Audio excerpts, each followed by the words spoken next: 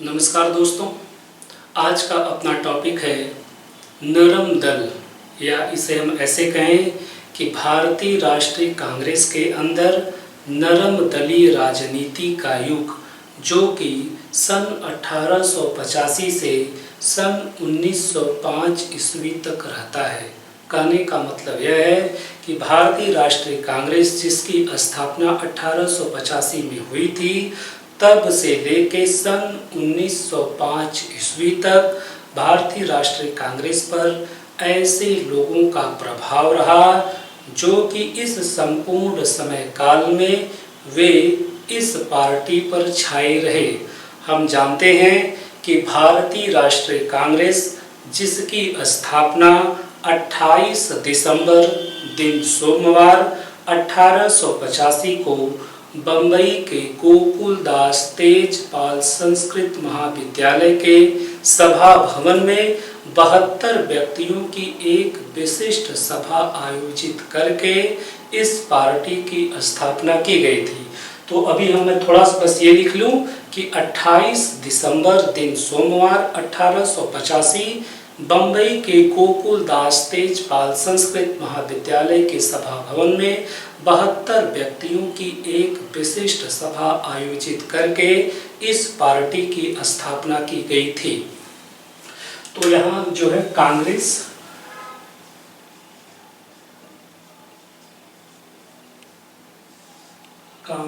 जिसकी स्थापना 28 दिसंबर सोमवार बम्बई, और बम्बई में भी कहा गोकुलदास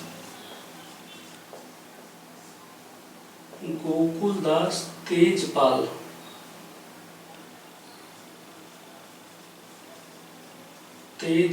संस्कृत महाविद्यालय की सभा भवन में 72 व्यक्तियों के एक विशिष्ट बैठक इन्होंने आयोजित की थी। उस बैठक के साथ ही भारतीय राष्ट्रीय कांग्रेस की स्थापना होती है। उस दिन से 1905 ईस्वी तक इस पार्टी पर ऐसे लोगों का प्रभाव था जो कि इस संपूर्ण समय काल में इस पार्टी पर छाए थे। अब प्रश्न उठता है, ये कौन लोग थे जिनका इस समय 1885 से 1905 ईस्वी तक इस पार्टी पर प्रभाव था। जैसे अगर मैं इनका कुछ नाम लेना चाहूँ तो जैसे आपके फिरोज शाह मेहता, गोपाल कृष्ण गोखले, दिनसा वाचा, बदरुद्दीन तैयबजी, दादा भाई नौरोजी, महादेव गोविंद रनाटे, रमेश चंद्र दत्त, पृथ्वी चंद्र राय और आपके जीवी जोशी, पी सुब्रमण्यम अय्यर, ये ऐसे लोग थे जो कि इस दौर में भारतीय राष्ट्रीय कांग्रेस के इस दौर में वे संपूर्ण समय काल में 1905 तक ये छाए रहे। तो मैं अगर कुछ का जो नाम लिया था कि आपके फिरोज शाह मेहता, गोपाल कृष्ण गोखले, दिनसा वाचा, बदरुद्दीन तैयबजी, महादेव गोविंद रनाडे, दादा भाई नौरोजी, रमेश चंद्र दत्त, पृथ्वी चंद्र राय, जीवी जोशी, पी सुब्रमण्यम अय्यर, सुरेंद्र नाथ बनर्जी, ये ऐसे नेता थे जो इस दौर में 1885 से 1905 तक ये कांग्रेस पार्टी की नीतियों पर इनका प्रभाव पड़ा था। जैसे मैं कुछ का केवल नाम जो है लिख दे रहा हूँ। तो आपके जैसे फिरोज शाह मेहता,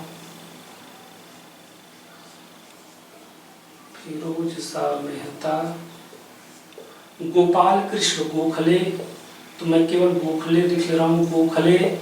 फिर आपके दिनसा वाचा, बदरुद्दीन तैयबजी,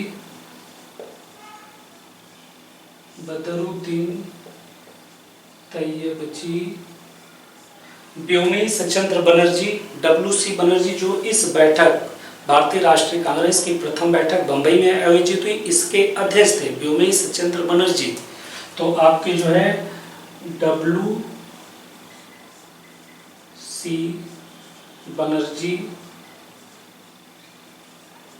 और इसी तरीके से दादा भाई नौरोजी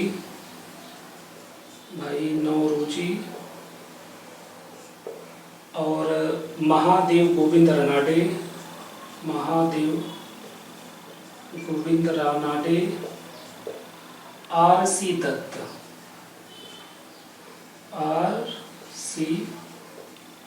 दत्त, ऐसे बहुत हैं।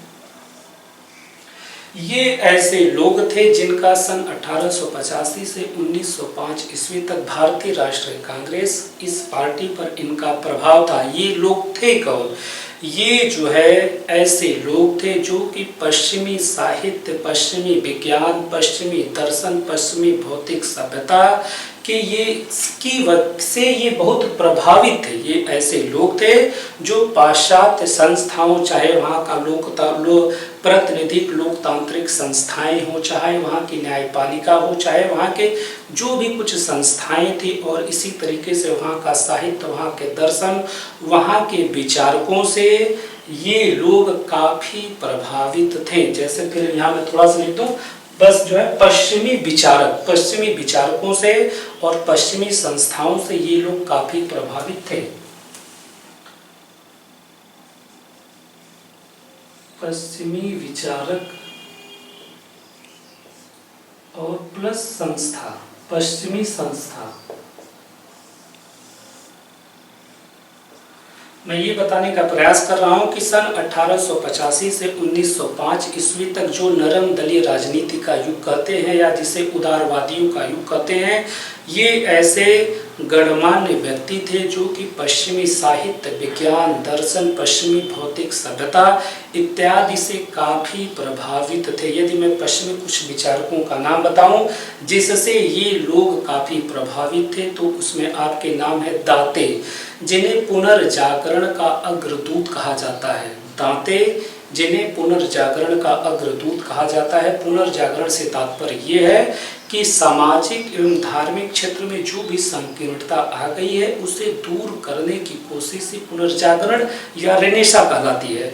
तो दाते को पुनर्जागरण का अग्रदूत कहा जाता है। इनसे ये लोग काफी प्रभावित थे। और इसी तरीके से पेट्रार्क जो मानवतावाद के प्रबल समर्थक थे। मानवतावाद से तात्पर्य है किसी व्यक्ति को धर्म, मूल वंश, जाति, लिंग, जन्म स्थान, भाषा इत्यादि से परे रखकर उसकी इज्जत करना, उसकी भलाई के लिए काम करना, उसके कल्याण के लिए काम करना। तो पेट्रार्क जो मानववाद का समर्थक था, उससे ये लोग काफ़ी प्रभावित थे। और इसी तरीके से मॉन्टेस्क्यू जो शक्ति का पृथक्करण का सिद्धांत दिया था। कहने का मतलब ये है कि जो कानून बनाने वाली संस्था है, जो कानून को लागू करने वाली संस्था है और जो कानून की व्याख्या करने वाली संस्था है, ये सभी संस्थाएं अलग अलग होनी चाहिए। इसे ही शक्ति का पृथक्करण कहा जाता है, जिसे मॉन्टेस्क्यू ने इस सिद्धांत को दिया था। तो इस सिद्धांत से और मॉन्टेस्क्यू से काफ़ी प्रभावित ये नरम दलीय लोग थे। तो शक्ति के पृथक्करण में हम केवल इतना जान लें कि कानून बनाने वाली संस्था, कानून लागू करने वाली संस्था और कानून की व्याख्या करने वाली संस्थाएं अलग अलग होनी चाहिए, ये एक ही नहीं होनी चाहिए। अगर हम भारत के संदर्भ में मान लें कि यदि भारतीय संसद ही वह कानून बनाए, कानून को लागू करे और कानून की वह व्याख्या भी करे, तो ऐसी स्थिति में कोई भी कानून बना सकती है, क्योंकि उसे बिल्कुल डर नहीं होगा कि यह कानून किसी दूसरी संस्था द्वारा निरस्त किया जा सकता है। लेकिन वर्तमान में हम देखते हैं कि संसद वो कानून बनाती है और कार्यपालिका जो प्रधानमंत्री और आपके राष्ट्रपति, उपराष्ट्रपति, मंत्री परिषद का जो समूह है, जो एक कार्यपालिका है, उस कानून को लागू करती है और कानून की व्याख्या सुप्रीम कोर्ट करती है। तो एक तरीके से विभिन्न संस्थाएं अपना अपना कार्य करती हैं। इससे किसी एक संस्था द्वारा जो भी मनमानी कार्य किया जाएगा उसे कोई दूसरी संस्था रोक देगी। तो भारत में इस प्रकार का सिस्टम है। तो कहने का मतलब है ये जो आपके नरम दलीय लोग थे, जो उदारवादी लोग थे, ये मॉन्टेस्क्यू के इस विचार की शक्ति पृथक्करण का सिद्धांत किसी राज्य में होना चाहिए, उससे काफ़ी प्रभावित थे। और इसी तरीके से जो प्रजातंत्र का प्रबल समर्थक था। इसका कहना यह था कि किसी राज्य या किसी क्षेत्र में जनता ही वहाँ की शासक होनी चाहिए, क्योंकि अभी तक हम मध्य युग या प्राचीन काल में यदि हम देखें तो किस तरीके से राजे महाराजों सुल्तानों बादशाहों का युग था। लेकिन रूसों का कहना यह था कि जो आम जनता है, शासन व्यवस्था उनके हित में होना चाहिए और खुद शासन में ये भागीदारी होनी चाहिए। तो इस रूसों से भी ये जो है आपके नरम दलीय लोग प्रभावित थे। और इसी तरीके से वॉल्टेयर जो कि चर्च का विरोधी था, राज्य में चर्च का विरोधी था कि किसी राजनीतिक क्षेत्र में चर्च की भूमिका जीरो होनी चाहिए, उस वॉल्टेयर से भी ये आपके नरम दलीय लोग प्रभावित थे। और इसी तरीके से अब्राहम लिंकन का वह नारा कि प्रजातंत्र जनता के लिए, जनता के द्वारा और जनता के लिए ही यह जो है प्रजातंत्र बनी है, तो उससे जो है आपके ये नरम दलीय लोग प्रभावित थे। और इसी तरीके से सैमुअल एडम्स का नारा प्रतिनिधित्व नहीं तो कर नहीं, उससे ये लोग काफी प्रभावित थे। प्रतिनिधित्व नहीं तो कर नहीं, इसका मतलब यह था कि जब कोई औपनिवेशिक शक्ति किसी देश पर कब्जा करती थी तो उस देश के संपूर्ण चरित्र पर औपनिवेशिक शक्ति हावी हो जाती थी। और ऐसी स्थिति में उस देश की जो जनता होती थी वह न ही शासन व्यवस्था में उसकी कोई भागीदारी है, न ही उसकी कोई राजनीतिक क्षेत्र में भागीदारी है। तो उनका ये कहना होता था कि हमें भी प्रतिनिधित्व दिया जाए, हमारे देश के शासन तंत्र में, हमारे देश के राजनीतिक तंत्र में हमें भी प्रतिनिधित्व दिया जाए, तभी हम टैक्स दें। तो इन पश्चिमी विचारकों से, पश्चिमी दार्शनिकों से ये नरम दलीय लोग, ये उदारवादी लोग काफी प्रभावित थे। और इनका जो है ये भी मानना था कि भारत में ब्रिटिश शासन की उपस्थिति अनिवार्य है। देखिए, मैं ये जब की बात बता रहा हूँ, ये ऐसे लोग थे शुरुआती दिनों में, अर्थात जो 1860 का दशक, 1870 का दशक है, उन दिनों इन लोगों का यह मानना था कि भारत में ब्रिटिश शासन की उपस्थिति आवश्यक है। इस उपस्थिति से ही भारत की सामाजिक प्रगति हो सकती है, भारत की आर्थिक प्रगति हो सकती है। भाई हम देखते हैं ना कि जो है इंग्लैंड में जो औद्योगिक क्रांति प्रारंभ हो चुकी थी और जिसकी वजह से वह उन दिनों दुनिया का सबसे उन्नत देश बन चुका था। तो इन नरम दलीय लोगों को भी यह विश्वास था कि ब्रिटेन अगर भारत में बना रहेगा तो वह औद्योगिक क्रांति भारत में भी आएगी, भारत के भी उद्योग धंधे इस प्रकार से उत्पादन करना शुरू करेंगे, लोगों को रोजगार मिलना शुरू हो जाएगा, लोगों की गरीबी दूर होगी। तो कहने का मतलब सिर्फ इतना है कि ये उदारवादी लोग भारत में ब्रिटेन की उपस्थिति को आवश्यक मानते थे कि इससे जो है राजनीतिक संस्थाओं का विकास होगा, लोगों को जो है प्रतिनिधित्व मिलेगा, आर्थिक प्रगति होगी, सामाजिक प्रगति होगी। तो मैं यहाँ एक लाइन ये लिखूं कि भारत में ब्रिटिश शक्ति की उपस्थिति के पक्षपाती ये थे। भारत में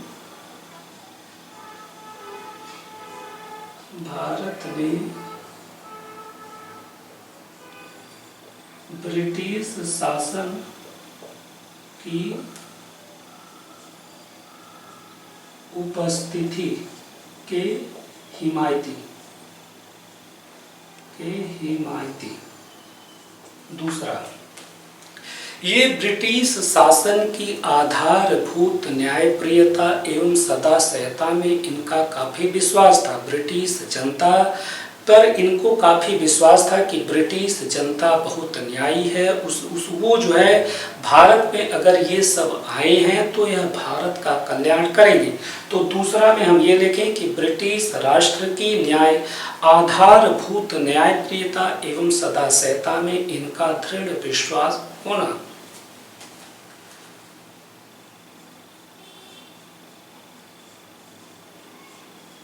ब्रिटिश राष्ट्र की आधारभूत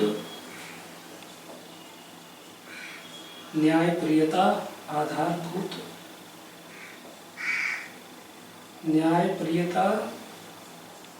तथा सदाशयता में विश्वास होना। तीसरा कि इनका यह कहना था कि जब भारत में ब्रिटिश नहीं आए थे उस समय इस क्षेत्र में काफी अव्यवस्था थी और ऐसी स्थिति में ब्रिटेन भारत में आया है तो इससे एक राष्ट्र के निर्माण का मार्ग जो है प्रशस्त होगा। तो हम इससे यह लिखें कि राष्ट्रीयकरण में जो है सहायक, राष्ट्रीयकरण में सहायक। तो मैं ये बताने का प्रयास कर रहा हूँ कि ये नरम दलीय लोग, चाहे गोपाल कृष्ण गोखले हों, दादा भाई नौरोजी हों, फिरोज शाह मेहता हों, दिनसा वाचा हों, आपके जो है रमेश चंद्र दत्त हों, ये सभी ऐसे लोग थे जो कि पाश्चात्य साहित्य, विज्ञान, दर्शन, पाश्चात्य भौतिक प्रगति से काफ़ी प्रभावित थे और कुछ ऐसी भौतिक प्रगति की आशा ये भारत में ब्रिटेन की उपस्थिति में करना चाहते थे। तो शुरुआती दिनों के इनके इस प्रकार की इनकी विशेषता थे। देखिए, हम ये जानते हैं कि कांग्रेस की स्थापना 28 दिसंबर सोमवार 1885 को हो गई थी। तो कांग्रेस का शुरुआती दिनों का कार्य क्या था, या हम कहें कि इन नरम दलीय लोगों का या उदारवादियों का शुरुआती दिनों का काम क्या था। हम जानते हैं कि यह वह समय था जब भारत की 92% से अधिक जनसंख्या अशिक्षित थी। लोगों के अंदर धर्म आधारित, जाति आधारित, भाषा आधारित, क्षेत्र आधारित, नस्ल आधारित, लिंग आधारित भेदभाव था, लोगों के अंदर विद्वेष था। तो इस कांग्रेस पार्टी का सबसे बड़ा काम तो यही था कि लोगों के अंदर जो है जातीय मेल मिलाप किया जाए, मित्रता की भावना को बढ़ाया जाए, लोगों को जो एक दूसरे से जोड़ने की कोशिश की जाए, ताकि धर्म आधारित, जाति आधारित, भाषा आधारित, क्षेत्र आधारित, लिंग आधारित और नस्ल आधारित भेदभाव या विद्वेषों को दूर किया जा सके। तो कहने का मतलब सिर्फ इतना है कि शुरुआती काम इनका था कि सभी विद्वेषों को दूर करना। भाई, हम देखते हैं कि 92% से अधिक जनसंख्या भारत की अशिक्षित थी, तो स्वाभाविक बात है ऐसी संकीर्णता लोगों के अंदर थी। तो इसे दूर करने का कार्य 1885 से 1905 के समय काल में इनका सबसे बड़ा काम तो यही था कि पहली बात इस संकीर्णता को दूर किया जाए, लोगों को मिलाने का प्रयास किया जाए। तो पहला में हम ये लिखते हैं कि सभी विद्वेषों को दूर करने का प्रयास, धर्म आधारित, जाति आधारित, आपके भाषा आधारित, नस्ल आधारित, लिंग आधारित, क्षेत्र आधारित, तो सभी विद्वेषों को दूर करने का प्रयास करना। सभी विद्वेषों को दूर करने का प्रयास करना। दूसरा, कांग्रेस पार्टी का जो वार्षिक सम्मेलन होता था, हम देखते थे कि एक प्रांत में, एक वर्ष में जिस प्रांत में सम्मेलन हुआ है, अगले वर्ष किसी दूसरे प्रांत में सम्मेलन होगा, उसके अगले वर्ष किसी तीसरे प्रांत में सम्मेलन होगा। तो इससे कांग्रेस पार्टी लोगों को यह संदेश देना चाहती थी कि कांग्रेस पार्टी या भारतीय राष्ट्रीय कांग्रेस यह जो है किसी क्षेत्र या किसी विशेष प्रेसिडेंसी या किसी विशेष प्रांत के प्रभाव में यह पार्टी नहीं है, यह संगठन नहीं है, यह संपूर्ण भारत के लोगों के साथ जुड़ा है, उनके हितों के अनुरूप है। इसीलिए तो हम देखते हैं कि इसका प्रत्येक वर्ष का जो वार्षिक अधिवेशन होता था अलग अलग प्रांतों में होता था। हम देखते हैं कि कभी इसका अधिवेशन क्वेटा में होता था, तो कभी इसका अधिवेशन कराची में, तो कभी इसका अधिवेशन मद्रास में, कभी बंबई में, कभी कलकत्ता में। तो इस प्रकार के कार्यों से भारतीय राष्ट्रीय कांग्रेस ने लोगों को इस पार्टी के प्रति जो है एक चेतना डाली कि लोग इस पार्टी से जुड़े। यह पार्टी किसी विशेष वर्ग या विशेष क्षेत्र के प्रभाव में नहीं है। तो हम ये बस दूसरे में हम ये लिखें कि आयोजन से संबंधित संदेश देना, आयोजन के द्वारा संदेश देना।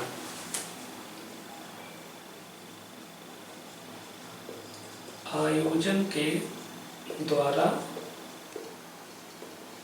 संदेश देना।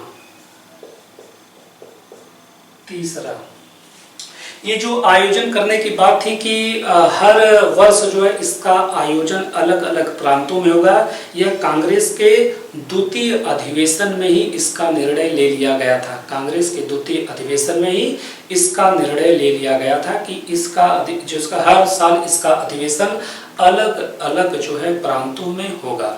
तीसरी बात कि हम देखते हैं कि यह सम्मेलन जिस प्रांत में होता था उस प्रांत का व्यक्ति इस सम्मेलन की अध्यक्षता नहीं करता था, तो इससे लोगों के अंदर यह संदेश देने का प्रयास किया जाता था कि इस पार्टी में जो भी अध्यक्ष या जहां भी सम्मेलन होगा और जो भी अध्यक्षता करेगा, इससे उस क्षेत्र के प्रभाव, उस प्रांत के प्रभाव को रोका जाता था, ताकि अन्य क्षेत्र, अन्य प्रांतों, अन्य ब्रिटिश प्रेसिडेंसियों से आए हुए लोगों को यह एहसास नहीं हो कि जिस प्रांत में इसका सम्मेलन होता है उस प्रांत के लोग उस आयोजन में, उस सम्मेलन में उनका प्रभाव ज़्यादा होता है। इसे रोकने के लिए यह प्रयत्न किया गया था कि जिस प्रांत में इसका सम्मेलन होगा उस प्रांत का व्यक्ति इस सम्मेलन की अध्यक्षता नहीं करेगा। तो हम देखेंगे कि इस अध्यक्षता से लोगों को संदेश देने की कोशिश करना कि भारतीय राष्ट्रीय कांग्रेस किसी विशेष प्रभाव या किसी विशेष क्षेत्र के प्रभाव में नहीं है, तो अध्यक्षता के द्वारा लोगों को संदेश देना। अध्यक्षता के द्वारा संदेश देना।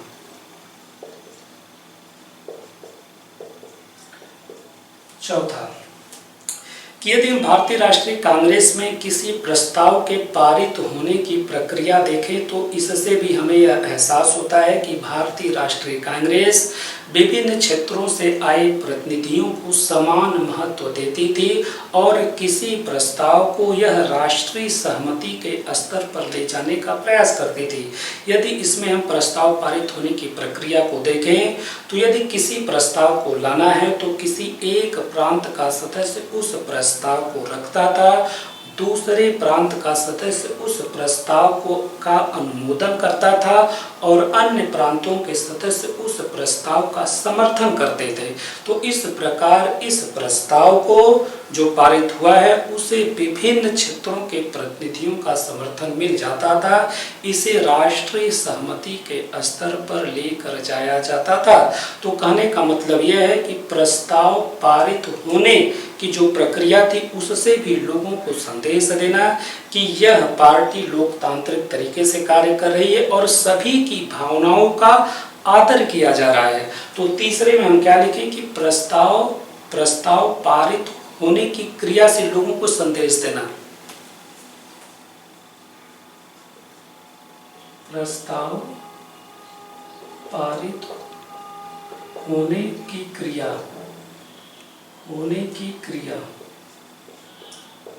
से लोगों को संदेश देना। पांचवा, हम ये देखते हैं कि भारतीय राष्ट्रीय कांग्रेस ये प्रयास करती थी कि जो भी प्रस्ताव पारित हो जाता था उसे देश में अन्य राजनीतिक संगठनों से भी उसकी सहमति ली जाती थी, ताकि उस प्रस्ताव पर भारत के समस्त शिक्षित मध्यम वर्ग की एक रूपता कायम हो सके। कहने का मतलब यह है यदि किसी प्रस्ताव को भारतीय राष्ट्रीय कांग्रेस ने पारित किया है तो उसे देश के अन्य राजनीतिक संगठनों से सहमति दिलाने की कोशिश की जाती थी, ताकि संपूर्ण भारत के जो शिक्षित मध्यम वर्ग है, जो कि जागरूक लोग हैं, उन्हें इस प्रस्ताव पर एक रूप किया जा सके। तो यहाँ मैं पांचवें में ये लिखूं कि अन्य प्रस्ताव को अन्य राजनीतिक संगठनों से मान्यता दिलवाना। तो इससे हम बस इतना करने का प्रयास है कि संपूर्ण भारत में इस पार्टी के प्रति लोगों को जागरूकता करना और लोगों के अंदर राष्ट्रीय एकीकरण की भावना को पैदा करना। तो यहाँ पांचवें में क्या लिखूं कि अन्य राजनीतिक संगठनों से मान्यता दिलवाना। प्रस्ताव को अन्य राजनैतिक संगठनों से मान्यता दिलवाना। छठा, देखिए कांग्रेस जो है, जो समाज का जो अभिजात वर्ग था, जैसे राजा महाराजा, छोटे बड़े जमींदार, जो कुलीन वर्ग, जो धनी सेठ व्यापारी, ये थे। कांग्रेस इन लोगों से भी समर्थन लेने का कोशिश करती। उसका रीजन यह था कि ऐसी स्थिति में हम ब्रिटिश शक्ति को यह दिखाना चाहते थे कि भारत की जनता, यहाँ के देसी राजे रजवाड़े सब एक हैं। तो इसलिए कांग्रेस इन लोगों से भी समर्थन लेने की कोशिश करती। और दूसरी तरफ ब्रिटेन में कंजर्वेटिव पार्टी थी, जो कि ब्रिटेन के अभिजात वर्ग का प्रतिनिधित्व करती थी। तो उस पार्टी पर कांग्रेस अपना प्रभाव डालना चाहती थी।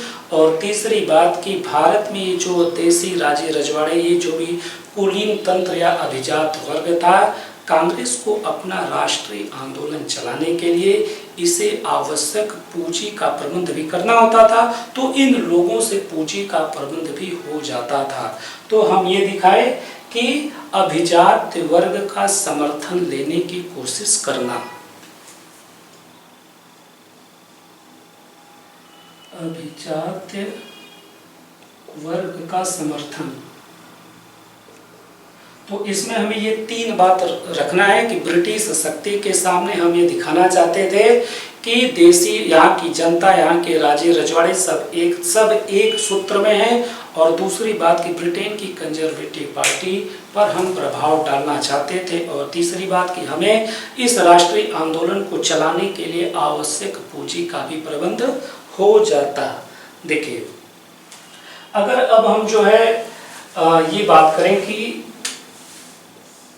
ये इतना, तो इतने से अभी तक हम यह समझे हैं कि जिस देश की 92% से अधिक जनसंख्या अशिक्षित हो, तो इस संदर्भ में पार्टी का सबसे बड़ा कार्य तो यही था कि लोगों को एक दूसरे से जोड़ने की कोशिश करना, सभी प्रकार के विद्वेषों को दूर करने की कोशिश करना। अगर अब हम जो है बात करें तो जो है अब सीमित मांग, कि इस दौर के जो नेता थे, चाहे फिरोज शाह मेहता, गोपाल कृष्ण गोखले, दादा भाई नौरोजी, महादेव गोविंद रनाटे, बदरुद्दीन तेलबजी, दीनसा वाचा, ये ऐसे लोग थे। इस समय इनकी मांग क्या थी? इनकी मांग जो है ब्रिटिश शासन से बहुत सीमित हुआ करती थी और इनकी मांग बहुत संयत तरीके से रखी जाती थी। तो इनकी मांग क्या थी? इनकी मांग ये थी कि नमक कर को समाप्त कर दिया जाए, ताकि यहाँ का जो आम जनता जो नमक का उपयोग करता है उसे कुछ राहत मिल जाए। तो मांग हम देख रहे हैं कि इनकी मांग कितनी सीमित है कि नमक कर को समाप्त कर दिया जाए। नमक कर को समाप्त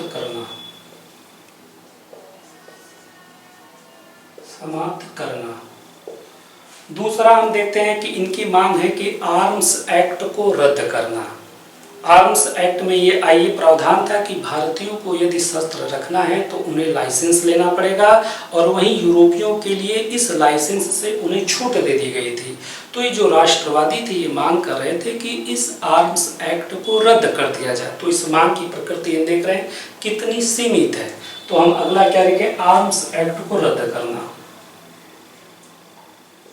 आर्म्स एक्ट को रद्द करना। तीसरा कि आईसीएस की परीक्षा उन दिनों इंग्लैंड में आयोजित होती थी। भारतीय प्रशासनिक सेवा की परीक्षा उन दिनों इंग्लैंड में आयोजित होती थी। इनकी यह मांग थी कि इस परीक्षा का आयोजन भारत में भी होना चाहिए। और दूसरी बात कि लॉर्ड लिटन, जिसने परीक्षा की आयु जो एज थी 21 वर्ष से घटाकर 19 वर्ष कर दिया था, तो इनकी मांग थी कि इस एज को बढ़ाया जाए और भारत में भी इसकी परीक्षा हो। तो अगला हम ये लिखें कि आईसीएस परीक्षा का भारत में भी होना और आयु बढ़ाई जाए। आईसीएस परीक्षा का भारत में होना तथा आयु बढ़ाई जाए। जो लॉर्ड लिटन ने 21 से घटाकर 19 कर दी थी, तो उसे बढ़ाया जाए, आयु बढ़ाई जाए, आयु बढ़ाई जाए।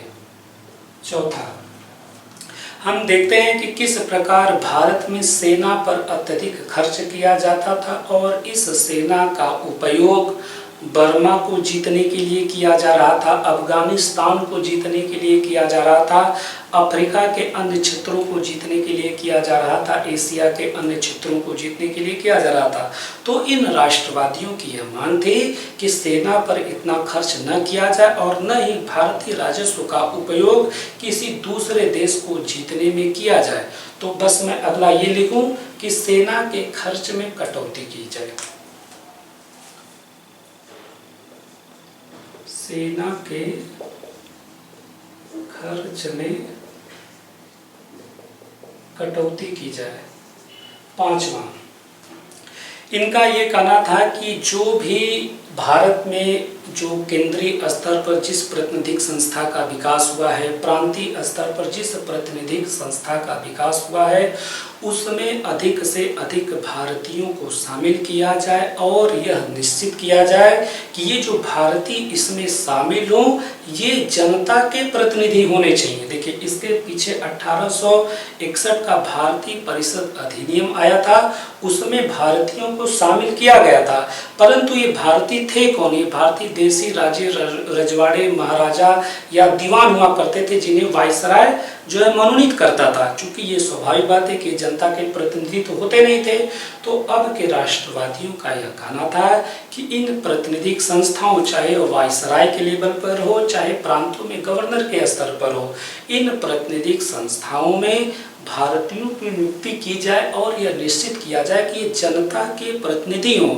और इन परिषदों में उन्हें जो है अच्छा विषय दिया जाए जिस पर वो कार्य कर सके। तो अगले में हम ये लिखें कि प्रातिनिधिक संस्थाओं में भारतीयों, जनता के प्रतिनिधि की नियुक्ति हो। प्रातिनिधिक संस्थाओं में, प्रातिनिधिक संस्थाओं में जनता के प्रतिनिधियों की नियुक्ति, जनता के प्रतिनिधियों की नियुक्ति। तो इस प्रकार, क्योंकि हम देखते हैं कि 1861 के भारत परिषद अधिनियम में भारतीय जनता को तो उसमें शामिल किया गया था, परंतु ये राजे रजवाड़े हुआ करते थे। लेकिन अब इनका यह कहना है कि जो है भारतीय जनता के प्रतिनिधियों को इसमें शामिल किया जाए। अगला कि जो है, अगला इनका यह कहना है कि इस समय अर्थात जो 1885 से 1905 का जो संपूर्ण समय काल था, इनका एक अगला मांग यह था कि शक्तियों के पृथक्करण सिद्धांत को बढ़ावा दिया जाए। इनका कहना था कि उस समय की व्यवस्था कुछ ऐसी थी, चाहे वायसराय के स्तर पर, चाहे प्रांतों के जो है गवर्नरों के स्तर पर, वहाँ पर विधान बनाने का काम, उसे लागू करने का काम और उसकी व्याख्या करने का काम ये वायसराय और उसकी परिषद तक ही सीमित होता था और कुछ इसी तरीके का संदर्भ प्रांतों के गवर्नरों के साथ भी था। तो इन राष्ट्रवादियों का यह कहना था कि शक्ति के पृथक्करण सिद्धांत को जो है प्रभावी बनाया जाए। तो अगला हम ये लिखें कि शक्ति के पृथक्करण सिद्धांत को प्रभावी बना जाए। शक्ति के पृथक्करण सिद्धांत को प्रभावी बनाया जाए, प्रभावी बनाया जाए। तो इस प्रकार अभी तक हम इतना समझे हैं कि किस प्रकार भारतीय राष्ट्रीय कांग्रेस, जिसकी स्थापना 1885 में हुई थी, उसका प्रारंभिक कार्य तो भारतीय लोगों में राष्ट्रीय एकता को बढ़ावा देना था और दूसरा काम उसका यह था कि कुछ ऐसी मांगे थी जो कि प्रशासनिक एवं आर्थिक मांगे थी कि उन चीज़ों को सुधारा जाए ताकि यह भारत का जो प्रशासन है यह भारतीय हित में जो है इसका अधिक ज़्यादा योगदान हो सके। देखिए, अब मैं थोड़ा सा इसकी बात करूं, आंदोलन का अंतरराष्ट्रीयकरण। जैसे मैं आपको बताया कि ये लोग जो है यह बात करते थे कि ये राष्ट्रवादी, कि बर्मा को जो भारत में मिलाया जा रहा है या बर्मा के साथ युद्ध किया जा रहा है उसे न किया जाए, अफगानिस्तान के साथ जो युद्ध किया जा रहा है उसे न किया जाए, एशिया के अन्य क्षेत्रों को जीता जा रहा है या अफ्रीका का विभाजन किया जा रहा है। तो इस प्रकार इन राष्ट्रवादियों ने, इन नरम दलीय लोगों ने बर्मा की जनता के साथ, अफगानिस्तान की जनता के साथ एवं शेष अफ्रीका एवं एशिया की जनता के साथ अपने संबंधों को मजबूत किया था। कालांतर में हम ये देखते हैं कि स्वतंत्र भारत के बाद किस प्रकार गुटनिरपेक्ष आंदोलन का विकास होता है, जिसमें इसी एशिया, अफ्रीका और भारत के ये सभी प्रतिनिधि मिलकर एक तीसरा धड़ा गुटनिरपेक्ष आंदोलन का निर्माण करते हैं। तो इसमें हम यह देखें, आंदोलन के अंतरराष्ट्रीयकरण में हम ये देखेंगे कि ब्रिटिश शक्ति का अन्य क्षेत्रों पर वो जो प्रसार कर रही थी उसका विरोध करना।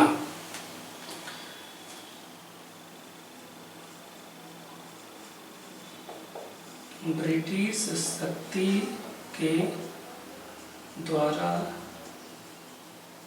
अन्य क्षेत्रों को कब्जा करने का विरोध करना, अन्य क्षेत्रों को कब्जा करने का विरोध करना। तो स्वाभाविक बात है, इससे हम यह समझे हैं कि इस प्रकार की राजनीति से, इस प्रकार की मांग से हम बर्मा की जनता, अफगानिस्तान की जनता, एशिया व अफ्रीका की अन्य जनताओं के साथ हम जुड़े और कालांतर में स्वतंत्र भारत के बाद हम जो भारत जब स्वतंत्र होता है उसके बाद किस प्रकार जो गुटनिरपेक्ष आंदोलन का विकास होता है। देखिए, अब थोड़ी अभी तक हम ये समझें किस प्रकार है भारतीय राष्ट्रीय कांग्रेस शुरुआती दिनों में राष्ट्रीय एकता को बढ़ाने का प्रयास कर रही है और इसके साथ साथ वह जो है किस प्रकार की इनकी मांगे थी। अब इनका यह भी कहना था कि चूंकि ये जो नरम दल के लोग थे, इनकी तो पहले धारणा ही थी कि ब्रिटिश जनता न्यायी है, उसकी सदा सहता है और भारत में ब्रिटिश उपस्थिति आवश्यक है। लेकिन इनका यह कहना था कि भारत में जो ब्रिटिश नौकरशाही है वो गड़बड़ कर रहा है, वो भारत की जो भी भारतीय हित में जो भी काम किया जाना है यह ब्रिटिश नौकरशाही उस तरीके से काम नहीं कर रहा है। तो ऐसी स्थिति में भारतीय प्रशासन की जांच के लिए या भारतीय मसलों की जांच के लिए एक रॉयल कमीशन की नियुक्ति की जाए जो कि भारतीय मसलों को नए सिरे से वह जांचे और एक ऐसा प्रबंध करे ताकि यहाँ की नौकरशाही भारतीय मामलों के संदर्भ में भारतीय हित के अनुसार कदम उठा पाए। तो इनकी मांग यह थी कि एक रॉयल कमीशन की नियुक्ति की जाए और इस रॉयल कमीशन को भारत के मामले में अधिक अच्छे से समझाने के लिए यह भी आवश्यक हो कि इस रॉयल कमीशन में भारतीयों की भी नियुक्ति हो जाए ताकि ये भारतीय इस रॉयल कमीशन को समझा सके कि किस तरीके से भारत के प्रशासन में जो है सुधार किया जाए ताकि भारतीय हित में यहाँ पर काम किया जा सके। तो भागीदारी में ये रॉयल कमीशन में भागीदारी चाहते थे अपना। पहले में हम क्या लिखे, रॉयल कमीशन में भाग। देखिए, हम ये थोड़ा सा ये समझ लें कि इनकी आधारभूत इनकी जो धारणा है कि ब्रिटिश जनता न्यायी है, ब्रिटिश शासन न्यायी है, बस उसे अगर भारत की वास्तविक स्थिति का पता चल जाए तो ऐसी स्थिति में भारत को नए सिरे से वे उसे रचाने बसाने की कोशिश करेंगे। चूंकि उसे समझाने के लिए अगर इस कमीशन में हम नियुक्त हो जाएंगे तो इस कमीशन को हम अच्छी तरीके से समझा बुझा सकते हैं। दूसरी बात, भारत सचिव जो भारतीय मसलों पर पूरा नियंत्रण रखता था, इसे ब्रिटिश संसद के प्रति पूर्ण रूप से उत्तरदायी बनाया जाए। देखिए, भारत सचिव यह ब्रिटिश संसद के प्रति उत्तरदायित्व तो था ही, लेकिन जो एक प्रभावी उत्तरदायित्व की बात थी वह प्रभावी उत्तरदायित्व इस भारत सचिव के साथ नहीं जुड़ा था। तो इन लोगों का कहना था कि भारत सचिव जो भारतीय मामलों पर निगरानी रखता है, नियंत्रण रखता है, ब्रिटिश संसद के प्रति उसे वास्तविक रूप से उत्तरदायी बनाया जाए, ताकि यदि हम ब्रिटिश जनता को यह समझाने में कामयाब हो जानते हैं कि भारत की अवस्था काफ़ी दारुण है और ऐसी स्थिति में ब्रिटिश जनता जैसे ही इस चीज़ को समझेगी, वह ब्रिटेन के हाउस ऑफ लॉर्ड, ब्रिटेन के हाउस ऑफ कॉमन्स में ऐसे प्रतिनिधियों को भेजना शुरू करेगी जो कि इस भारत सचिव पर दबाव बनाकर भारत के बारे में उससे अच्छा कार्य ले सकते हैं। तो यहाँ पर दूसरे में मैं ये लिखूं कि भारत सचिव को संसद के प्रति प्रभावी तरीके से उत्तरदायित्व बनाना।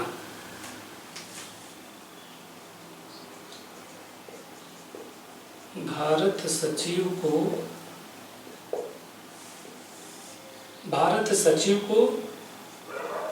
प्रभावी तरीके से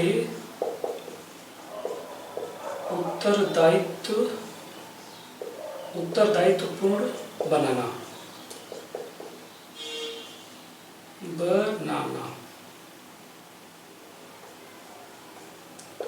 तो इस प्रकार कालांतर में हम ब्रिटिश जनता को जैसे ही भारत की दारुण अवस्था के बारे में बताएंगे, ब्रिटिश जनता ब्रिटेन के house of Lord, house of Commons में ऐसे लोगों को चुनना शुरू करेगी जो कि भारत के बारे में अच्छा काम कर सकेंगे और इस भारत सचिव पर वे नियंत्रण जो है लगा सकेंगे। तीसरा, चूंकि इनकी आधारभूत मानना ये था कि भारत में ब्रिटिश उपस्थिति का रहना जरूरी है, और यह ब्रिटिश उपस्थिति भारत के हित में काम करेगा, लेकिन इनका ये भी कहना था लेकिन ऐसी स्थिति में यदि भारतीयों की नियुक्ति चाहे राजनीतिक क्षेत्र में चाहे प्रशासनिक क्षेत्र में उच्च पदों पर यदि इनकी नियुक्ति कर दी जाए तो भारतीय हित में प्रशासन और अच्छे तरीके से होगा। मैं बस इतना बोलने का प्रयास कर रहा हूँ कि भारतीय राजनीतिक संस्थाओं में, भारतीय प्रशासनिक संस्थाओं में ये केवल अधिक से अधिक भागीदारी चाहते थे ताकि भारतीय हित में और अधिक अच्छे से जो है इसका भारत का शासन किया जा सके। तो हम जो है तीसरे में ये लिखेंगे कि भारतीय प्रशासन में अधिक भागीदारी की मांग करना। भारतीय प्रशासन में अधिक भागीदारी की मांग करना। इस प्रकार हम ये देख रहे हैं कि किस प्रकार ये नरम दलीय लोग, ये उदारवादी लोग सीमित प्रकृति की ये मांग किए थे। अगर ये भागीदारी भी करना चाहते हैं तो ब्रिटिश शासन की यहाँ उपस्थिति में ये अपने आप को भागीदार बनाना चाहते थे ताकि ब्रिटिश शासन के साथ मिलकर ये भारत में जो है इस प्रकार भारतीय हित में कार्य कर सके। अब देखते हैं इनके काम करने का तरीका। तो काम करने के तरीके को जो है इसे मैं यहाँ से हटाकर इसे मैं यहाँ लिखता हूँ काम करने का तरीका। काम करने का तरीका।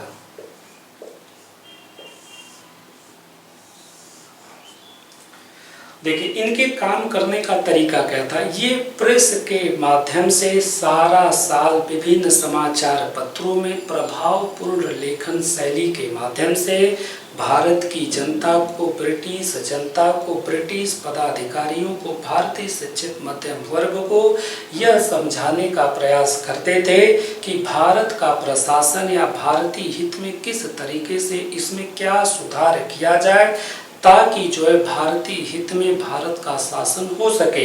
ये अपने प्रेस के माध्यम से, देखिए ये जो मैं प्रेस की बात कर रहा हूँ कि भारतीय राष्ट्रीय कांग्रेस में उन दिनों अगर हम नेताओं की बात करें तो वे एक नेता होने के साथ साथ वे पत्रकार भी होते थे। अगर मैं आपको एक छोटा सा आंकड़ा दूं तो कांग्रेस का जो चौथा अधिवेशन इलाहाबाद में 1888 में हुआ था उसमें कुल 1248 प्रतिनिधियों ने हिस्सा लिया था और 73 पत्रकार थे उसमें। बस बताने का मतलब सिर्फ इतना है कि इन राष्ट्रवादी ये देश की सेवा के साथ साथ इनका पत्रकारिता में भी अच्छा खासा अनुभव था और काफ़ी संख्या में लोग पत्रकार भी होते थे और नेता भी होते थे।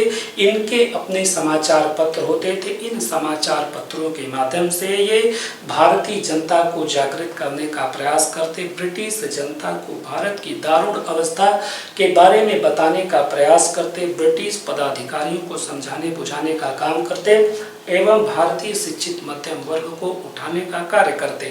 तो ये प्रेस के माध्यम से लोगों को जागृत करने का प्रयास कराते। प्रेस के माध्यम से ये ब्रिटिश जनता, ब्रिटिश पदाधिकारियों को यह याद दिलाने की कोशिश करते कि किस प्रकार 1 नवंबर 1858 को महारानी विक्टोरिया का घोषणा पत्र, जिसे लॉर्ड कैनिंग ने इलाहाबाद में पढ़ा था, उस घोषणा पत्र में विक्टोरिया ने यह बोला था कि भारतवासियों के साथ हम उसी कर्तव्य भावना से बंधे हैं जिस कर्तव्य भावना से हम ब्रिटिश प्रजाजनों की सेवा करते हैं। तो एक तरीके से इन समाचार पत्रों के माध्यम से ब्रिटिश जनता, ब्रिटिश पदाधिकारियों को उस कर्तव्य भावना की याद दिलाई जाती कि जो है आप जिस कर्तव्य भावना से आप ब्रिटिश जनता की सेवा कर रहे हैं उसी तरीके से भारत के हित में कदम उठाया जाए। और इसी तरीके से उस कर्तव्य भावना की, जिसमें घोषणा में यह भी कहा गया था कि भारतीयों को बिना किसी धर्म, जाति, नस्ल के भेदभाव के भारतीय प्रशासन में उन्हें योग्यता के आधार पर उन्हें नियुक्त किया जाए। इस प्रकार की याद वे प्रेस के माध्यम से ब्रिटिश जनता एवं ब्रिटिश पदाधिकारियों को याद दिलाते। और उस घोषणा में यह भी कहा गया था कि भारतीय उद्योगों का विकास, भारतीय सार्वजनिक जो कार्य होंगे और भारत में प्रशासन का जो भी कुछ होगा सभी कुछ भारतीय हित के अनुरूप ही किया जाएगा। ये सभी याद ये भारतीय प्रेस के माध्यम से इन लोगों को याद दिलाया जाता था कि महारानी विक्टोरिया का 1858 का वह घोषणा जिसे आज याद करने की जरूरत है। तो हम काम करने के तरीके में ये लिखें कि प्रेस के माध्यम से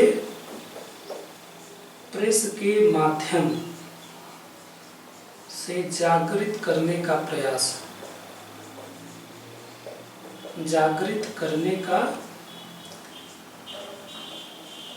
प्रयास। प्रेस के माध्यम से लोगों को महारानी की घोषणा की याद दिलाई जाती, भारतीय हित में लोगों को काम करने के लिए प्रेरित किया जाता। और इसी तरीके से अगर हम इनका दूसरा देखें तो हम जानते हैं कि भारतीय राष्ट्रीय कांग्रेस का यह जो है प्रतिवर्ष दिसंबर के माह में इनका सम्मेलन होता था। 2-3 दिन के लिए इनका सम्मेलन होता था। इस सम्मेलन में जो प्रस्ताव पारित किए जाते थे उस प्रस्ताव पर भी ब्रिटिश पदाधिकारियों की नजरें होती थी। तो ऐसी स्थिति में इस प्रस्ताव के माध्यम से या इस अधिवेशन के माध्यम से वे भी कार्य करते थे। अधिवेशन के माध्यम से कार्य करना,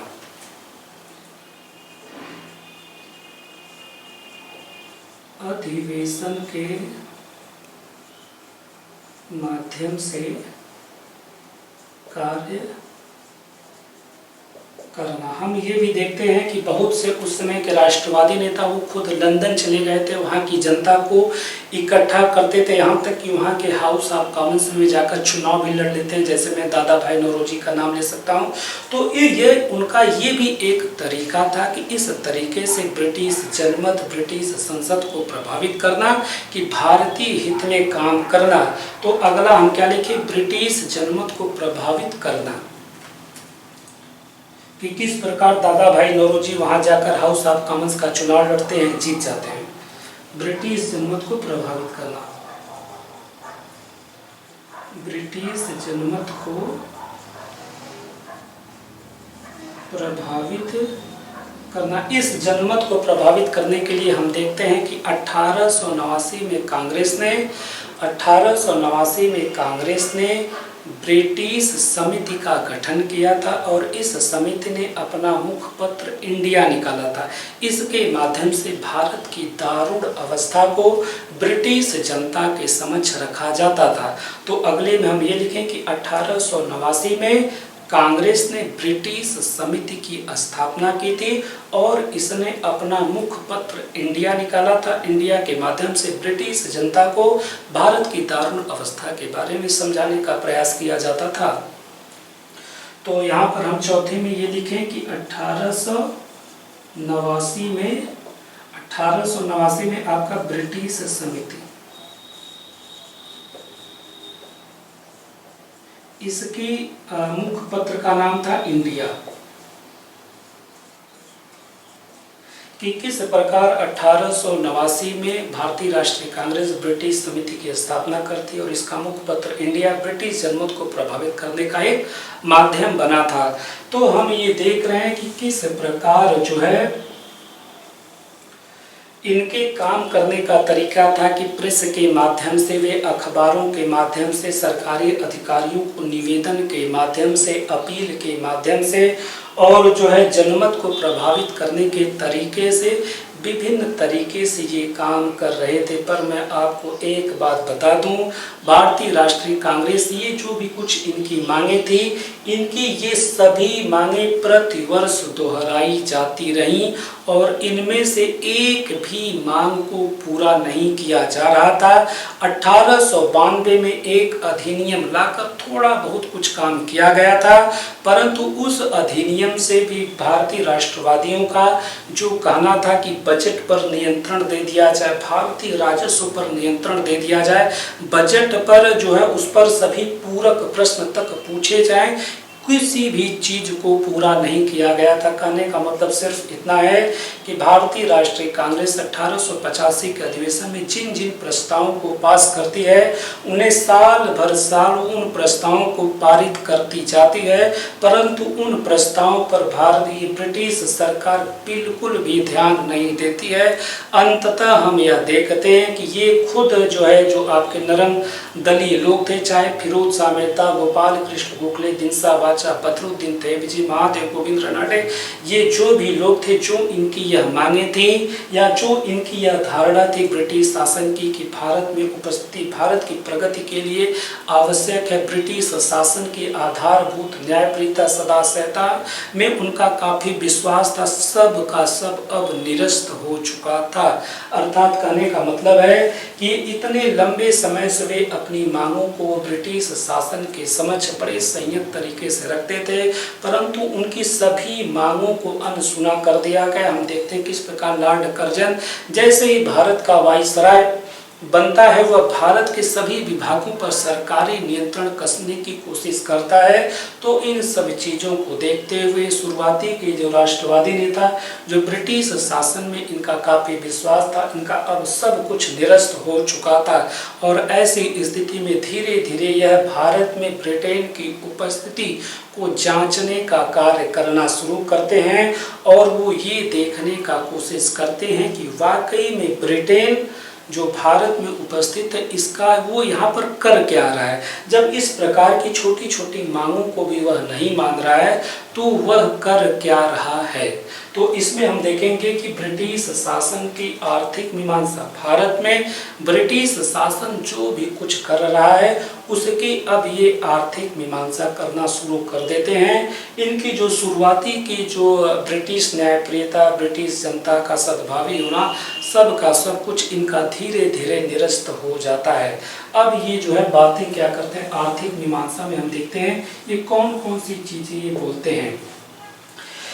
ये इस निष्कर्ष पर आकर पहुंचते हैं कि भारत में जिस प्रकार से लोगों पर कर लगाया जा रहा है, किसानों से लगान वसूला जा रहा है, लगान इतना ज़्यादा वसूल लिया जाता है कि जो है इन किसानों के पास खाने पीने तक को भी कुछ नहीं बचता, नमक पर कर लगा दिया गया है। तो इनका यह मांग था कि इस सभी चीज़ों को समाप्त कर दिया जाए और भारत का जो धनी वर्ग है, जो ब्रिटिश विलासिता की वस्तुओं का उपभोग करता है, उन पर जो आयात टैक्स लगा दिया जाए, उन पर आयात कर लगा दिया जाए, ताकि इन विलासिता की वस्तुओं को भारत के स्वदेशी उद्योग धंधे खुद उनका उत्पादन करना शुरू करें, भारतीय लोगों को रोजगार मिले।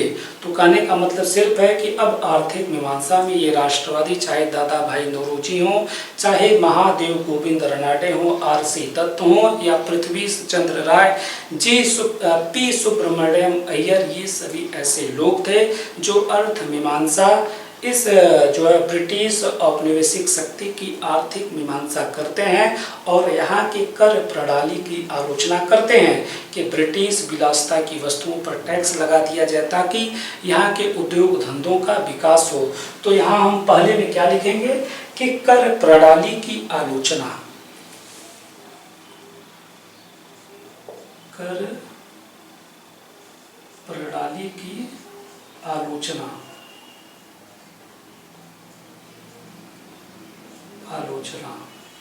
दूसरा वो ये भी बताते हैं किस प्रकार भारतीय फौज का आकार बहुत ज़्यादा कर दिया गया है और बर्मा में ये युद्ध करते हैं, अफगानिस्तान में ये युद्ध करते हैं, एशिया व अफ्रीका के क्षेत्र में ब्रिटिश साम्राज्यवादी हितों को मजबूत करते हैं। एक आंकड़े के अनुसार कि 1904 में भारतीय उत्पादन की 52% हिस्से को भारतीय सेना समाविष्ट कर ली थी, अर्थात उस समय भारत का GDP जितना था उसका 52% हिस्सा सेना पर खर्च हो गया था। तो एक तरीके से ये जो है आपके राष्ट्रवादी, चाहे दादा भाई नौरोजी, महादेव गोविंद रानडे, रमेश चंद्र दत्त, ये ऐसे लोग थे, इस खर्च प्रणाली की आलोचना करना शुरू किए कि किस प्रकार सेना पर इतना ज़्यादा खर्च किया जाता है कि यह GDP का एक बहुत बड़ा हिस्सा इस पर सेना पर ही खर्च हो जाता है। तो यहाँ हम दूसरा लिखेंगे कि खर्च प्रणाली की आलोचना, खर्च प्रणाली की आलोचना। तीसरा, भारत में ये रेलवे को देखते हैं कि 1905 तक जो है 45,000 किलोमीटर रेलवे का विकास किया जा चुका था। दरअसल इन रेलवे का विकास मूलतः भारत के ग्रामीण क्षेत्रों से कपास, जूट, तंबाकू, गन्ना और आपके जो है रेशम, गेहूं, चावल, दाल इत्यादि को उठाकर भारतीय बंदरगाहों पर लेकर जाया जाता था और इसी तरह ब्रिटिश मशीनों द्वारा तैयार जो सूती कपड़े थे उन्हें भारतीय बंदरगाहों से भारतीय गांवों तक फैलाने के लिए इन रेलवे का विकास किया गया था। कहने का मतलब सिर्फ इतना है, भारत में जिस 45,000 किलोमीटर रेलवे का विकास 1905 ईस्वी तक कर लिया गया था, इसका मूल उपयोग केवल ब्रिटिश उद्योग धंधों के विस्तार के लिए किया गया था।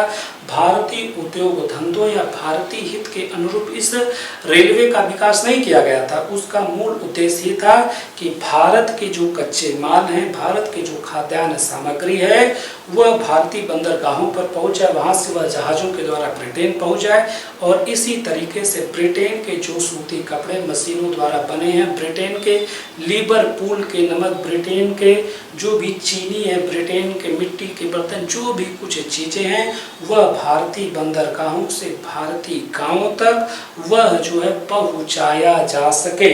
तो रेलवे का जो विकास किया गया था वह जो है भारतीय उद्योगों के लिए नहीं किया गया था, ब्रिटिश उद्योगों की सहायता के लिए रेलवे का विकास किया गया था। इस संदर्भ में बाल गंगाधर तिलक की यह टिप्पणी कि रेलवे दरअसल दूसरे की पत्नी के श्रृंगार पटार का खर्चा उठाने के समान था भारत के लिए, कि यह रेलवे जो है ब्रिटेन की सहायता कर रहा है परंतु खर्चा उसका हम उठा रहे हैं, तो दूसरे की पत्नी के श्रृंगार पटार का खर्च उठाने के समान है। ये बाल गंगाधर तिलक की टिप्पणी थी। तो तीसरे में हम लिखें कि रेलवे की आलोचना, कि किस प्रकार भारत में रेलवे का विकास या ब्रिटिश उद्योग धंधों के विस्तार के लिए किया गया था। तो केवल हम लिखें रेलवे की आलोचना, रेलवे की आलोचना। चौथे में हम ये देखते हैं कि किस प्रकार जो है भारत का जो है उन्मुक्त व्यापार के था, अर्थात भारत का जो जूट है, कपास है, गन्ना है, तंबाकू है, रेशम है, अफीम है, नील है, सोरा है, गेहूं है, चाल है, दावल है, इसे ब्रिटेन भेज दिया जाता है और इसी तरीके से ब्रिटेन के बनी बनाई वस्तुओं को भारत में जो है ला दिया जाता है। तो इस तरीके से उन्होंने भारत को मूलतः एक कृषि भूमि के रूप में बदल दिया था। कहने का मतलब ये है कि ब्रिटेन भारत की संपूर्ण भूमि को कृषि भूमि के रूप में बदल दिया था, जो कि ब्रिटिश उद्योगों के लिए कच्चे माल एवं खाद्य आपूर्ति की सप्लाई करता। इसे अगर मैं दूसरा नाम दूं, श्रम का अंतरराष्ट्रीय विभाजन। इसका मतलब ये है कि भारत से जो माल ब्रिटेन भेजा जा रहा है वह कच्चा माल, वह खेती, वह सभी जो खेतों में पैदा हुआ है। स्वाभाविक बात है कि खेतों में जो भी पैदा हुआ है वहाँ पर मजदूरों को अधिक मेहनत करनी पड़ती थी और उसके बदले उन्हें कम दाम मिलता था, मजदूरी कम मिलती थी। लेकिन वहीं ब्रिटेन के मशीनों में जो लोग काम करते थे, जो वहाँ के कारखानों में जो मजदूर काम करते थे, उन्हें उन खेतों की अपेक्षा कम मेहनत करनी पड़ती थी और मजदूरी उन्हें अधिक मिलती थी। तो इसे हम श्रम का अंतरराष्ट्रीय विभाजन करते हैं। तो इसमें बस हम ये समझने का प्रयास करेंगे कि ब्रिटेन किस प्रकार उन्मुक्त व्यापार के माध्यम से भारत की संपूर्ण भूमि को कृषि भूमि में बदल दिया है और भारत के कच्चे माल, भारत के खाद्यान्न को ब्रिटिश उद्योगों के लिए लगाया जा रहा है और भारतीय बाजार को ब्रिटिश माल के लिए जो है खोल दिया गया है। तो हम यहाँ लिखेंगे कि श्रम का अंतरराष्ट्रीय विभाजन के माध्यम से भारत का शोषण करना, श्रम के अंतरराष्ट्रीय श्रम विभाजन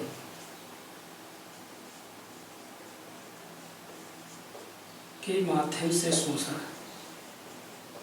के माध्यम से, इस प्रकार जो मैं बताने का कोशिश सिर्फ इतना कर रहा हूँ कि किस प्रकार शुरुआत में इन राष्ट्रवादियों का ब्रिटिश आधारभूत न्यायप्रियता, सदासहता, ब्रिटिश उपस्थिति में इनका काफ़ी विश्वास था कि भारत में आर्थिक प्रगति, सामाजिक प्रगति, राजनीतिक प्रगति और संपूर्ण भारत का आर्थिक विकास एक समान गति से हो सकेगा, इनका प्रारंभ में विश्वास था।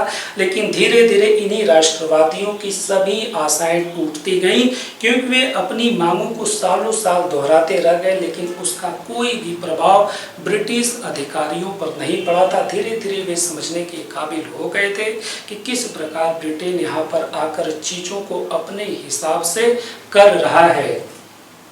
तो पांचवा में हम ये देखेंगे कि इसी तरीके से किस प्रकार विदेशी पूंजी भारत के रेलवे में, भारत के चाय बागानों में, जूट उद्योग में, सूती उद्योग में, जहाज रानी उद्योग में, बैंकिंग सेक्टर में और भारत सरकार को ऋण देने में विदेशी पूंजी का इस्तेमाल किया गया है। कहने का मतलब यह है कि ब्रिटिश पूंजी भारत में आ गई है और ऐसी स्थिति में अब भारत का संपूर्ण प्रशासन इस ब्रिटिश पूंजी की रक्षा करने में लगा हुआ है। दूसरा अगर मैं अर्थ ये कहूँ कि इसका मतलब ये था कि भारत पर ब्रिटिश नियंत्रण को और मजबूत किया जाएगा और इस प्रकार भारत पर ब्रिटिश दासता को, ब्रिटिश के जो आधिपत्य था उसे सदियों तक रखने का इंतजाम कर दिया गया था। और उस समय हम देखते भी हैं कि किस प्रकार भारतीय जनता को अव्यवस्थित एवं अपरिपक्व जनता घोषित कर दिया गया था कि भारतीय जनता वो अव्यवस्थित है और वह अभी परिपक्व नहीं हुई है कि वो भारत का शासन कर पाए। ऐसी स्थिति में भारतवासियों को ब्रिटिश न्यायिकता की आवश्यकता है। तो इसके मूल में केवल ब्रिटिश पूंजी की रक्षा करना था। तो हम यहाँ क्या लिखेंगे कि ब्रिटिश पूंजी की रक्षा करने में साम्राज्यवादी नियंत्रण का अधिक मजबूत होना, ब्रिटिश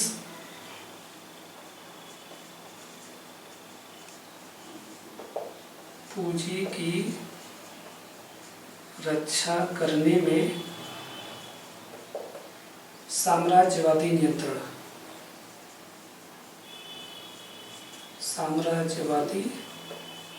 नियंत्रण की कितनी चालाकी से भारतीय जनता को अपरिपक्व एवं अव्यवस्थित घोषित करके यह बता दिया गया है कि भारत को ब्रिटिश न्यायिकता की आवश्यकता है, जबकि इसके मूल में ब्रिटिश पूंजी को बचाना था, उसे सुरक्षित रखना था।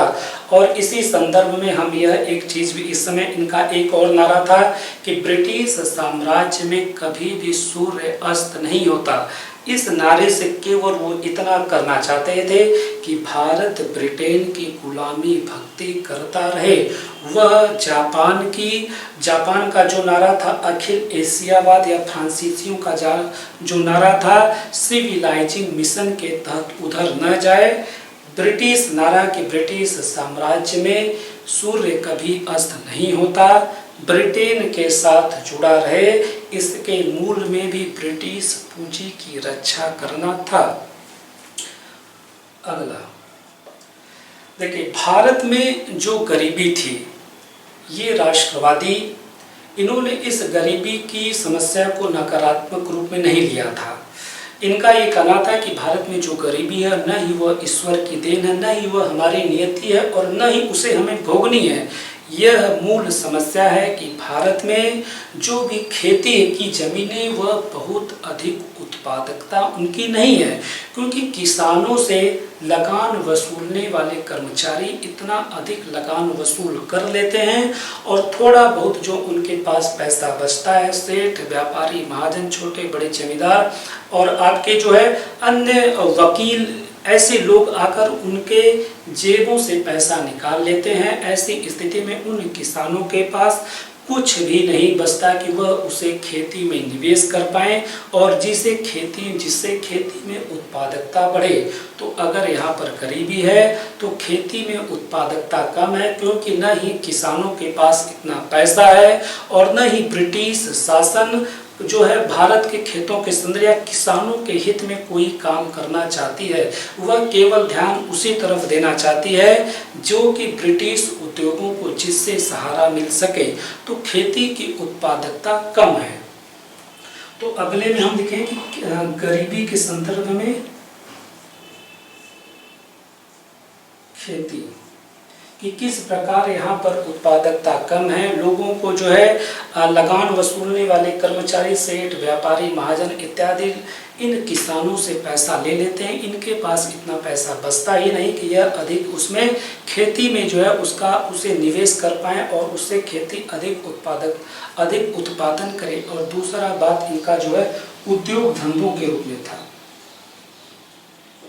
इनका कहना था ये था कि भारत में बहुत ही सुनियोजित तरीके से एक लंबे समय काल से भारत के जो बुनकर थे, भारत के जो शिल्पकार थे, जो यहाँ पर अपने हाथों से जो सूती का कपड़ा बना लेते थे और जो है जो रेशमी का कपड़ा बना लेते थे, इनके कपड़ों को किस प्रकार इनके उद्योग धंधों को बहुत सोची समझी रणनीति के तहत मार दिया गया। प्रारंभ में किया गया कि ब्रिटिश ईस्ट इंडिया कंपनी बहुत कम कीमत पर इन बुनकरों से इनके कपड़े को खरीदती थी।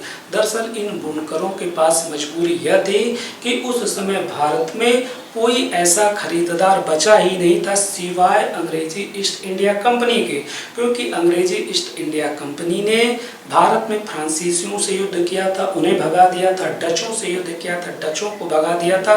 भारतीय व्यापारियों को भी वह इन सभी मालों से को खरीदने से दूर करे रही। और ऐसे संदर्भ में भारतीय बुनकरों के पास यह मजबूरी थी कि वह अपना माल केवल अंग्रेजी ईस्ट इंडिया कंपनी को ही दे सके। तो इसका फायदा अंग्रेजी ईस्ट इंडिया कंपनी उठाती थी और वह जो बहुत कम दाम पर इन बुनकरों से इनका सूती कपड़ा, रेशमी कपड़ा लेती थी और उसे यूरोपीय बाजारों में बेचा करती थी।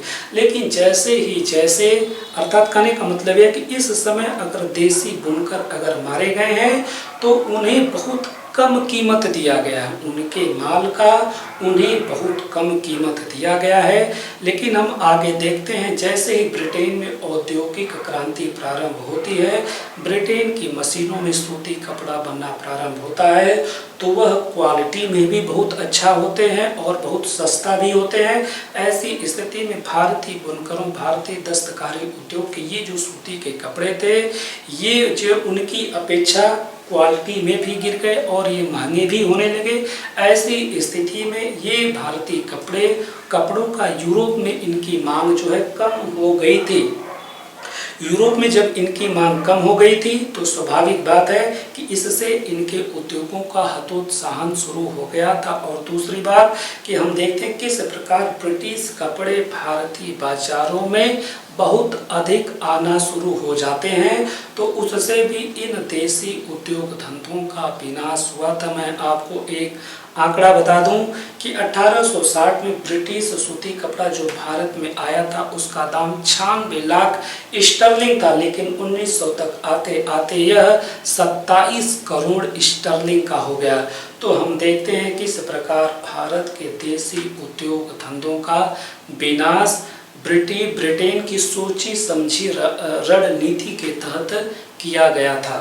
तो हम यहाँ यह देखेंगे कि ब्रिटेन की औद्योगिक क्रांति से भारत में उद्योगों का पतन। तो औद्योगिक क्रांति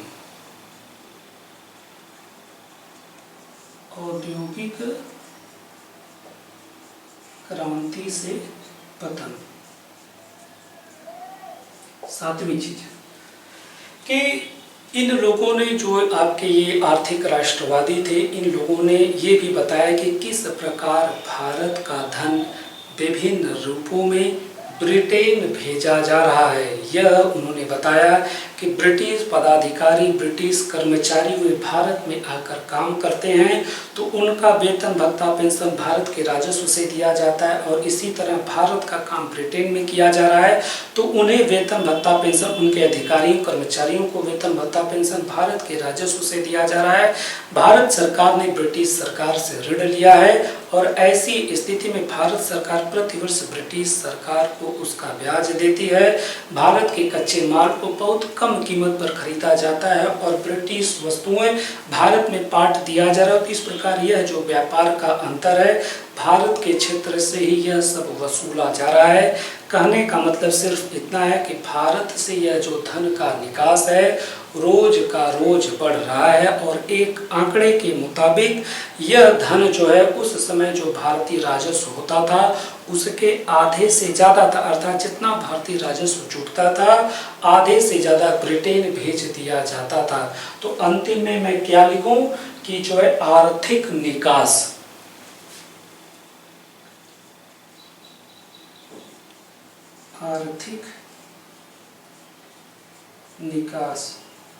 तो इस प्रकार हम यह देखते हैं कि यह राष्ट्रवादी जो शुरुआत में ब्रिटिश न्यायप्रियता, सदा सहता, ब्रिटिश उपस्थिति, ब्रिटिश जनता को अच्छा मानते थे, धीरे धीरे वे इस निष्कर्ष पर आकर पहुंचे थे कि भारत में ब्रिटेन की उपस्थिति का क्या फायदा है जब वो इस तरीके से भारत से धन को लेकर जा रही है, भारत के उद्योग धंधों का वह विनाश कर रही है। और अंतिम में वो इस निष्कर्ष पर पहुंचते हैं, अंतिम में ये खुद राष्ट्रवादी इस निष्कर्ष पर पहुंचते हैं कि भारत को स्वशासन का अधिकार दिया जाए। हम देखते हैं किस प्रकार गोपाल कृष्ण गोखले बनारस अधिवेशन 1905, दादा भाई नौरोजी 1906 कलकत्ता अधिवेशन में स्वराज्य की मांग करना शुरू कर देते हैं। इनका कहना था ब्रिटिश साम्राज्यवादी घेरे में भारत को स्वशासन का अधिकार दे दिया जाए।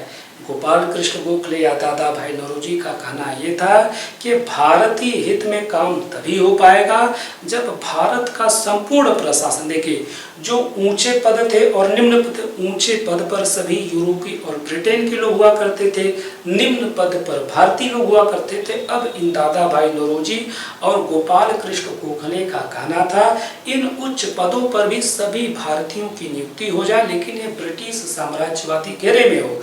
इस घेरे के अंदर भारत को जो है स्वशासन का अधिकार दे दिया जाए। इस निष्कर्ष में मैं क्या बता रहा हूँ कि ब्रिटिश साम्राज्यवादी घेरे में भारत को स्वशासन का अधिकार, भारत को स्वशासन का अधिकार दिया जाए। क्योंकि अभी तक हो क्या रहा था कि अगर भारतीय प्रशासन को हम उच्च पद और निम्न पद में बांट दें तो निम्न पद पर भारतीय थे, उच्च पद पर जो है ब्रिटिश हुआ करते थे।